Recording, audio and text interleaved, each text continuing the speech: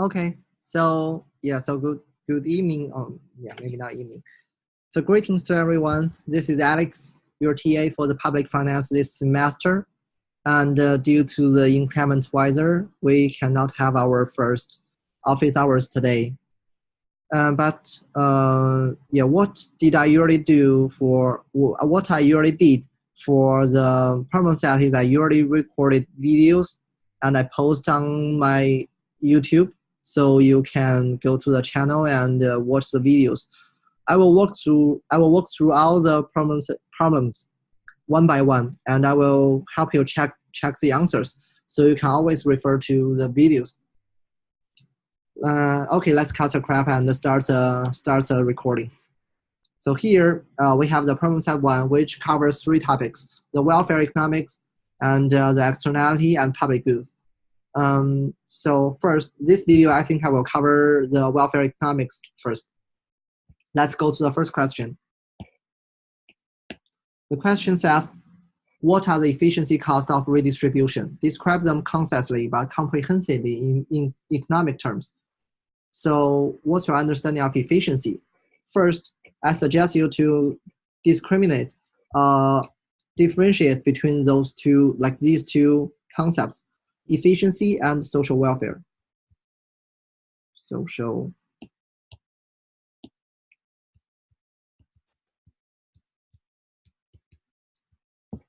The connections or the relationships between the efficiency and social welfare are actually like the relationship between budget constraint and indifferent curve. So they are totally two different things. And the budget constraint is, you can use a function, right? We call the budget constraint function, like I equals to px times x plus py times y. This is a function for budget constraint. And the indifferent curve is usually like the u equals to f to the 0.5 times h to the 0.5 times. So it's the same for efficiency and social welfare. For efficiency, we don't have the function for the line, but we have a name for that, which is called the efficiency boundary. And for the social welfare, we have the social welfare function. So keep that in mind. That the efficiency boundary and social welfare function are totally different. They are not the same, which means if you want to increase the social welfare, you may have to lose some efficiency, but maybe if there's no efficiency cost, you don't have to lose efficiency. And sometimes if you want to improve efficiency, you may increase your social welfare at the same time, but you may lose your social welfare at the same time. And I don't know if Professor went that far, but the boundary looks like this. And the welfare function, this one is called utilitarian welfare function because it's perfect substitute. It's like perfect substitute. And this one is the Rousing social welfare function because it cares about the it cares about the person with the worst scenario. I mean, in the worst scenario or with the least amount of money. So sorry for repeating this, but I think these will be helpful for all the questions about welfare economics. And the answer to one is, what are the efficiency costs? So it's because you will distort individuals' choices. You will always distort the market or individual choices.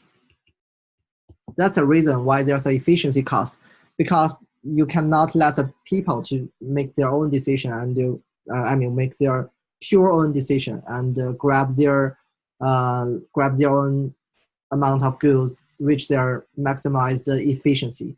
So that's why there's an efficient cost of redistribution. And the redistribution, the process of redistribution is we want to maximize the social welfare. It's not that we want to maximize the efficiency. The social welfare is a goal, and the efficiency is something we lose during the allocating. So the answer to this question, well, it will always distort individuals' choices, production or consumption from the from the most efficient one, and that's why there's an efficiency cost. And question 2. Oh, right, you don't need to give examples for the number 1, but if you really want to, you can think of some example where we redistribute, like we cut taxes, but we lose efficiency because someone is worse off, and you move from the Pareto efficiency, Pareto optimal outcome to somewhere which is maybe not that efficient because someone is worse off. And question 2, explain why a utilitarian social welfare function is more sensitive than a rousing social welfare function. So utilitarian is more sensitive than rousing. Yeah. So what is more sensitive? What does that mean?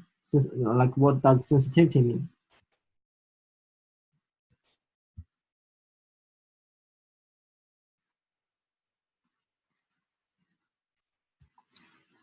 So here, the sensitivity actually means being sensitive to costs, any costs, maybe social welfare cost, maybe efficiency cost, and which means people are reluctant to change.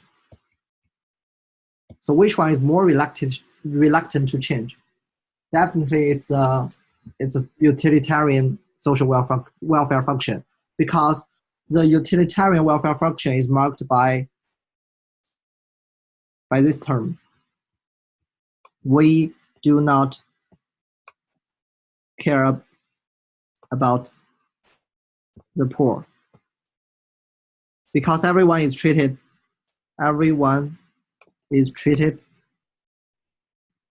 equally. So if they don't care about the poor, they have no incentive, or they are more reluctant to change, and that's why they are more sensitive to the cost compared to the rousing. Okay, so that's question number 2. And question number 3, true or false question. Question A, the sentence A, if a policy change increase social welfare, it must be a Pareto improvement. So total social welfare increase, it must be a Pareto improvement.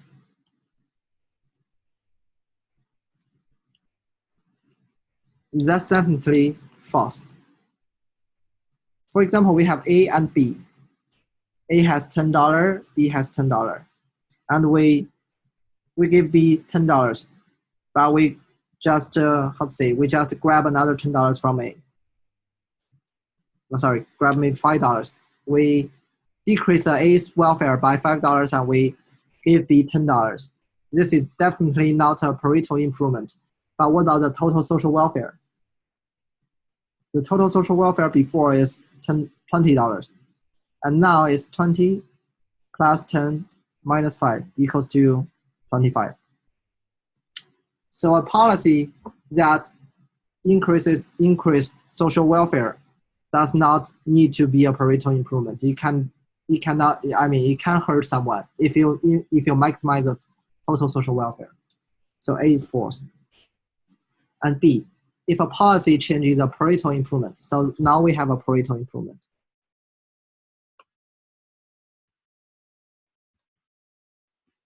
And it must increase social welfare. That's also false. Why? It's like this. For example, we have A and B. A have $10, B have $10. And here is a rousing social welfare function. It's a society where we care about the poor people. So the total utility may be equals to utility A equals to utility B. So, it's like so the total utility society equals to utility A equals to utility B. And now if we give A extra $10, so A has $20, it's definitely a Pareto improvement because no one is worse off and no one is hurted during this process. A has $10 more, B keeps the same, but the utility society equals to the poorest people's utility equals to utility B, which will be still the same, which will stay unchanged.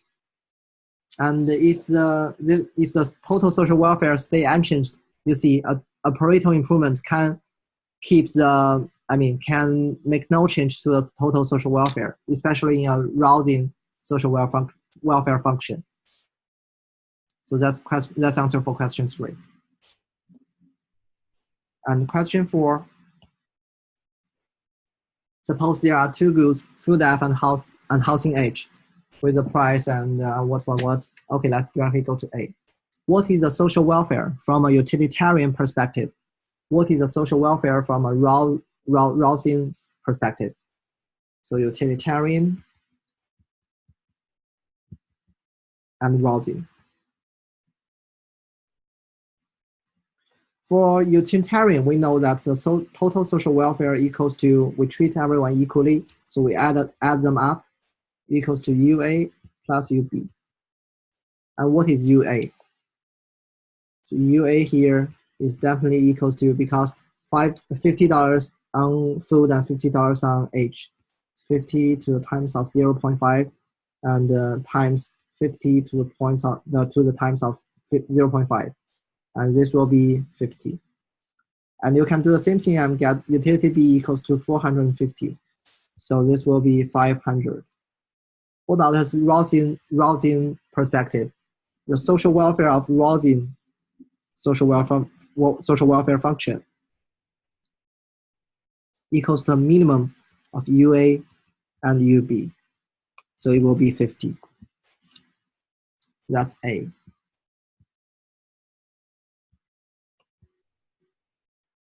And B.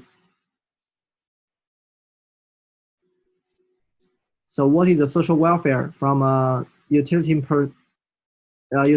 perspective and from a rousing perspective?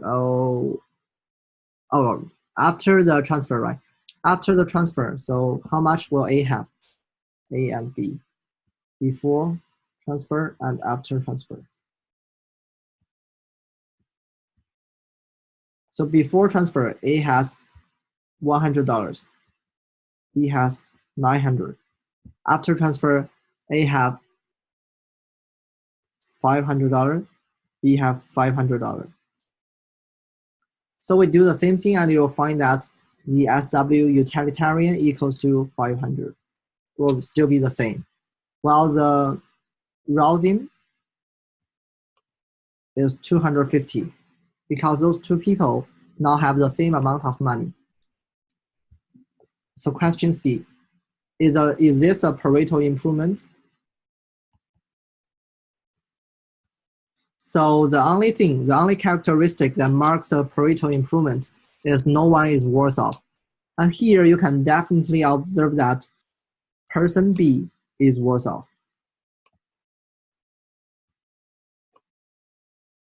And why, you can see from the table, it goes from $900 to $500. So if you don't think this is a worse off, then maybe yeah, I can take $400 from you. So it's definitely a worse off procedure. So if B is worse off, this is not a Pareto improvement. And question D.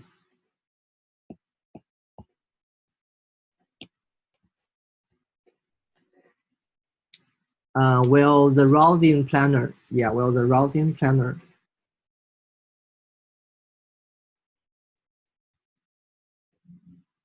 recommend the transfer? If you see the outcome, it goes from 50 to 250. So definitely yes. What about a utilitarian? Will a utilitarian planner suggest to do the transfer? For the utilitarian, we go from 500 to 500. But we reduce what? We reduce the inequality.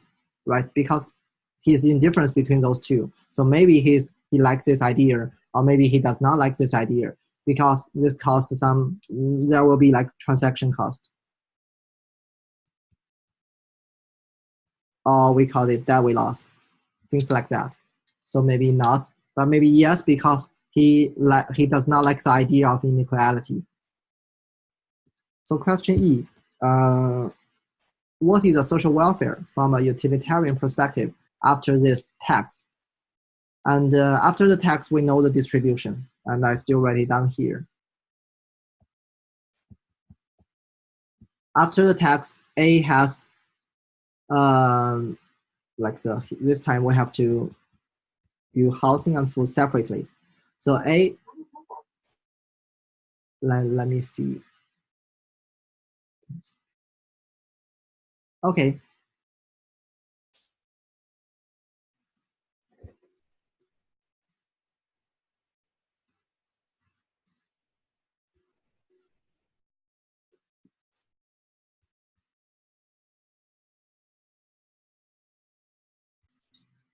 We can see that, we can see that A is now consuming $125 of housing and food. So it should be this way. And B will consume 150 units of housing and 600 units of food. Okay, and if we got these information, we can do the calculation again. So SWU for the utilitarian equals to UA plus UB. And UA this time equals to 125 to 0.5 times 125 to the 0.5 plus UB 600 to the 0.5 times 150 to 0.5. So if you use your calculator, it's 437. Well, the SW rosin equals to minimum of UA and UB equals to 125, which is A, right? This is A. That's question E. And question F is a lump sum transfer Pareto improving. This time you can see the B's, you can compare B's utility. Well, was B's utility lower or higher? A definitely got a higher utility because he got some money from B, but B is worse off. So this is still not a Pareto improvement. B is worse off, so not Pareto improvement.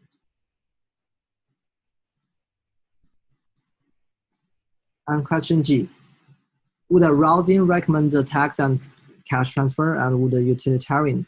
So this time the rousing will still recommend because it increases social welfare, but the utilitarian planner will definitely not because it lowers the total social welfare.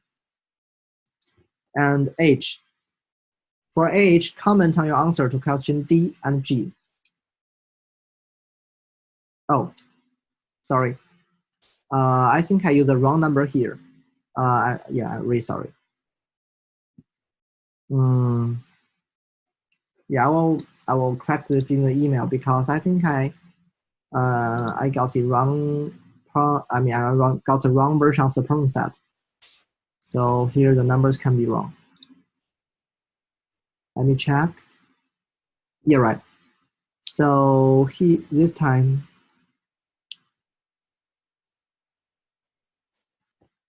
Yeah, it's like this. B now consume 225 and 450, while A consume 162.5 respectively. Yeah, so the numbers can be quite different.